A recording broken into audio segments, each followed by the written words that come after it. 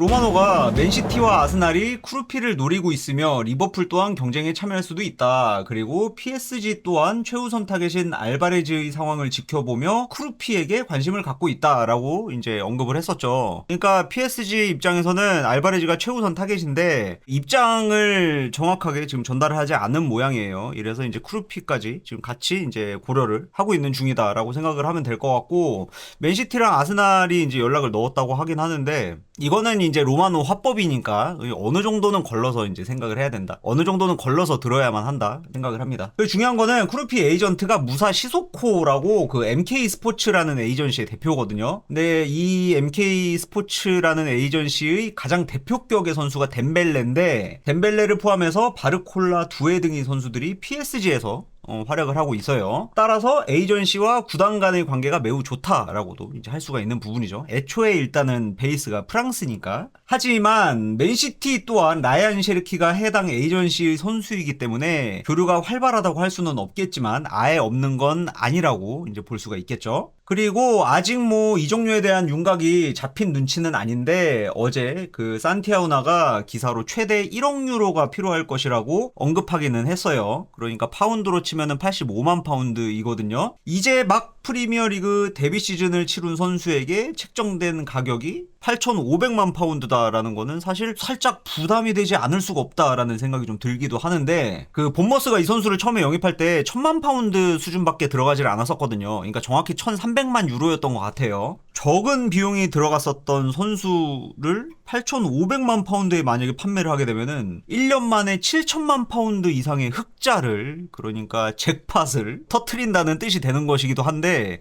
과연 이 금액이 맞을까도 한번 생각을 해봐야 될 것 같아요. 흑자 폭이 매우 크거든요. 이런 방식으로는 거래를 잘 안 하기는 하는데, 왜냐면은 워튼 같은 경우에도 그 생각보다 거론되는 이적료가 높진 않잖아요. 왜냐면은 블랙번에서 이제 크리스탈 팰리스가 영입했을 당시에 매우 적은 금액이 발생을 했었거든요. 이래서 이적을 시키게 되더라도 책정될 금액이 막 그렇게 높지는 않을 거다라고들 이제 이적 시장 전문가들이 예측을 하고 있는 상황인데, 크루피도 마찬가지이지 않을까라는 생각을 좀 해볼 수가 있어요. 그러니까는 이제 즉시 구매 가격이 1억 유로다라고 생각을 해야 되는 게 아닐까라는, 따라서 협상을 어느 정도 하면은 조금 가격이 떨어질 수도 있지 않을까라는 생각도 해볼 수가 있을 것 같아요. 그리고 뭐 국적은 프랑스 국적이라서 당연하게도 이 선수는 뭐 PSG를 우선적으로 생각할 것 같기는 해요. 그리고 키가 179cm이고 포지션을 보면은 1선과 2선을 이제 그 뛸 수 있는 선수다라고 이제 확인을 할 수가 있죠. 그리고 플레잉 타임을 보면은 또 재밌는 게 풀타임을 뛴 경기가 별로 없어요.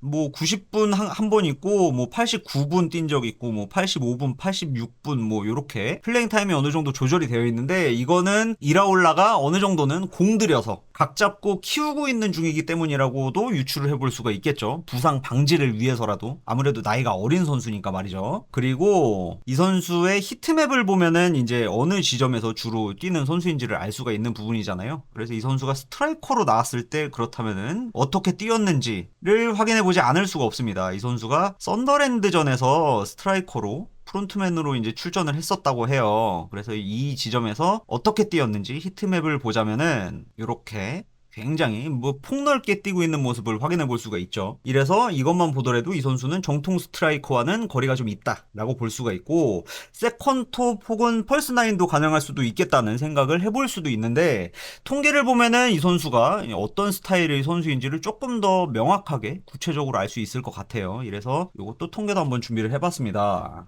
여기서 중요한 거는 인볼브먼트 수치, 요거를 눈여겨보지 않을 수가 없어요. 이 수치는 쉽게 말해서 상대 박스 안에서의 의미 있는 플레이를 말하는 거거든요. 그러니까 이거는 아까 침에 히트맵에서도 이제 보여줬다시피, 깊숙한 지점에서는, 상대 박스 안에서의 이 깊숙한 지점에서는 딱히 활발하게 활동하지 않는 유형의 선수다라는 거를 알 수가 있는 포인트죠. 딥샷, 뭐 딥존, 인볼브먼트, 이게 다 그 상대 박스 안에서의 퍼포먼스를 이야기해주는 수치이다 보니까. 그리고 리시빙 수치를 보면은 여기서도 높은 점수를 받지 못하고 있는 중이잖아요. 그러니까는 이제 공격 3분의 1 지점에서 얼마나 의미 있는 리시브를 해주었느냐에 대한 수치인데, 여기서도 높지 않은 점수가 찍힌 걸 보니까 이 선수는 펄스9으로 뛰는 건 아니구나라는 걸 유추해 볼 수가 있는 것 같아요. 그리고 재미있는 포인트가 이 선수의 플레이를 직관적으로 보면은 좀 뭐 테크니션이라고 느껴질 때가 종종 있기는 한데 정말 재밌는 게 전진 패스에서 비교적 높은 점수를 받고 있는 걸 확인할 수가 있습니다. 이게 지금 뭐 81점, 72점, 86점 뭐 이거밖에 안 되지 않냐, 90점 미만이지 않냐라고 생각하실 수도 있긴 한데 3분의 1 지점에서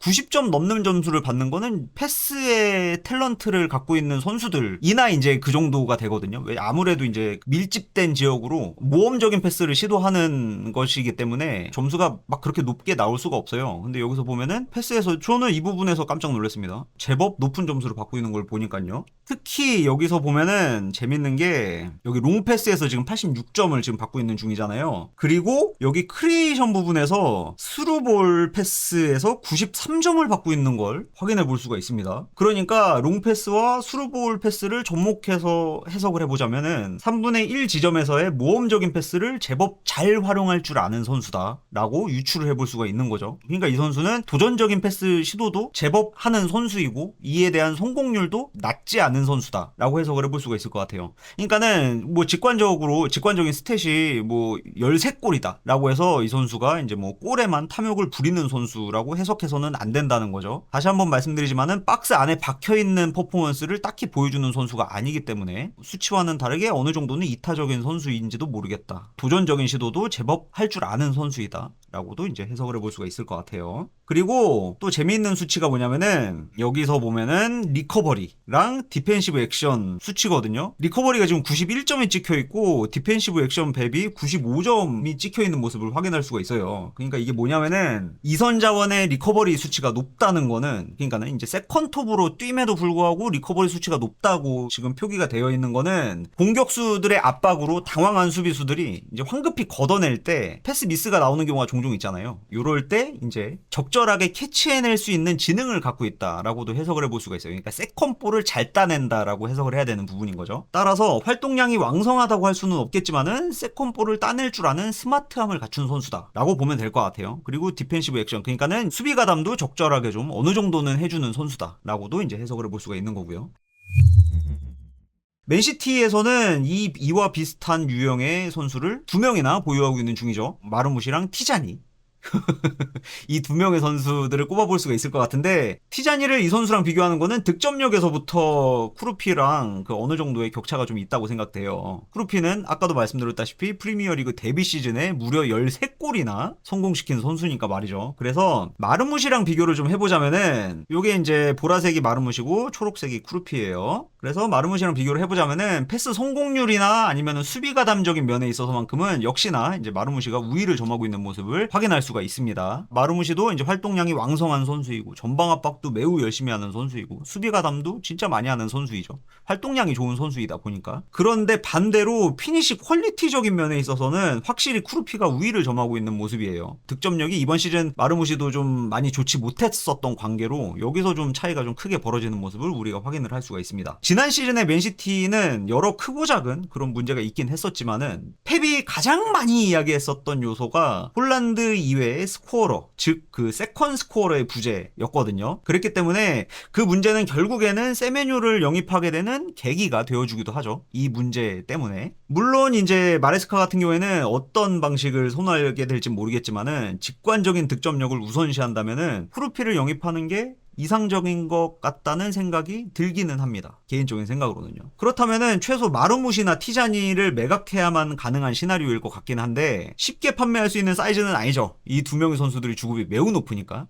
티자니는 23만 파운드의 주급을 받고 있고 마르무시는 29만 5천 파운드의 주급을 받고 있으니까 말이죠. 근데 반대로 또 이 시나리오가 실현된다면은 주급 체계를 바로잡을 수 있는 효과까지도 기대할 수 있을 거라는 생각이 또 들기도 합니다. 여러 가지 것들을 고려하면은 나쁘지 않아 보이는 링크다라고 생각을 해볼 수가 있을 것 같아요. 물론 이제 마르무시나 티자니 팬분들 입장에서는 탐탁치 않게 느껴질 수도 있는 이런 루머이기도 하겠지만 말이죠. 그러니까 누군가는 또 이제 8,500만 파운드, 그러니까 최대 8,500만 파운드의 비용이 돈이 들어간다는 거는 이 19살짜리 선수에게 너무 많은 지출을 하는 게 아닐까라고 이제 걱정하시는 분들도 있을 것 같긴 한데, 제 생각에는 반대로 19살에 프리미어리그 데뷔를 했는데 그 데뷔 시즌에 13골을 넣었다. 그것도 정통 스트라이커도 아니고 세컨 스코어러로서 13골을 넣었다라는 거는, 이거는 진짜 너무 뛰어난 활약이다라고 밖에 생각을 할 수가 없고, 그리고 그 이정료가 마냥 비싸게 느껴지지 않는 이유를 또 하나 꼽아보자면은, 이건 뭐 추측의 영역이긴 하겠지만, 뭐 도쿠는 너무 저렴하니까는 좀 논외로 치고 사비뇨급으로 주급을 시작할 수도 있을 것 같거든요. 왜냐면 요 나이대의 선수들에게는 막 그렇게 많은 연봉을 주지는 않아 왔으니까, 맨시티는요. 뭐 주급을 많이 퍼주는 이미지가 있긴 하지만은 그거는 어디까지나 전성기에 도달한 선수들, 그러니까 25세 이상의 선수들에게 후하게 이제 연봉을 쳐주는 경향이 있지, 10대 후반 혹은 20대 초반의 선수들에게는 딱히 그렇게 많은 연봉을 주지는 않아요. 그러니까 셰르키 같은 경우에도 돈을 매우 많이 받을 것 같긴 하지만은 실상 지금 현재 18만 파운드 정도밖에 받지 않고 있는 상황이거든요. 그래서 어쩌면 이 선수는 연령대도 연령대고, 그리고 지금 당장 박주전으로 선발로 기용을 하게 될 선수가 아니기 때문에 한 사비뉴급으로, 그러니까 한 7만에서 8만 파운드 정도의 주급이 책정이 된다면, 만약에 그 정도 규모가 맞다면은 8,500만 파운드 정도의 이적료는 의외로 흔쾌히 선뜻 낼 수 있는 규모가 되지 않을까라는 그런 생각을 또 해볼 수가 있을 것 같습니다. 그런데 티자니나 마르무시가 매각이 되어야만 가능한 시나리오일 것 같기는 해요. 느낌상 이게 알바레즈부터 이제 그 도미노가 시작되는 분위기죠. 공격수들의 연쇄 이동이 알바레즈부터 이제 시작이 될 것 같다는 느낌이 좀 들긴 하는데, 이 연쇄 이동 사이에 마르무시가 들어가지 말라는 보장은 없습니다. 마르무시도 충분히 이 연쇄 이동에 있어서 충분히 낑겨서 이동을 할 수도 있지 않을까라는 생각을 또 해볼 수도 있을 것 같아요. 그렇기 때문에 지금으로서는 마르무시나 티자니, 이 두 명의 선수들 중에 한 명이라도 이적 루머가 무언가가 나와야, 맨시티도 이 크루피를 영입하기 위해서 적극적으로 움직일 수 있겠구나라고 이제 생각을 해볼 수가 있을 것 같습니다. 그러니까 이 선수들의 이적설을 예의주시하고 있어야 되겠다는 결론을 지으면서 컨텐츠 마무리 해볼게요.